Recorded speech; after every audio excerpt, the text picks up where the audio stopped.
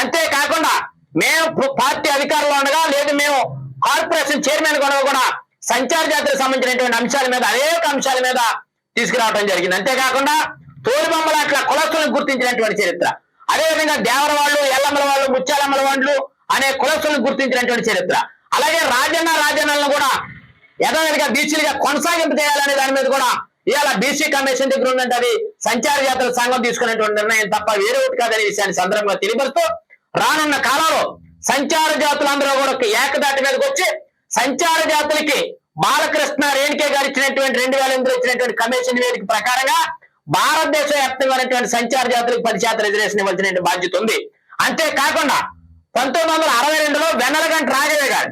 Tribal enquiry committee chairman గా పనిచేసి 26 కులాలను ఎస్టీలుగా చేర్చమని చెప్పి ఇస్తే 4 కులాలను చేర్చి ఉన్న కులాలను పక్కన పెట్టిన చరిత్ర ఉన్నటువంటి పరిస్థితి. కేంద్ర ప్రభుత్వం ఇప్పటికైనా కళ్ళు తెరిచి సంచార జాతుల మీద ఏదో నామమాత్రంగా ఏదో రాజకీయం చేయటం కోసం కాకుండా ప్రధానంగా నిజమైనటువంటి ప్రేమ అభిమానం చూపించాల్సిన బాధ్యత కేంద్ర ప్రభుత్వానికి ఉంది. ఎందుకంటే ఈ మాట నేను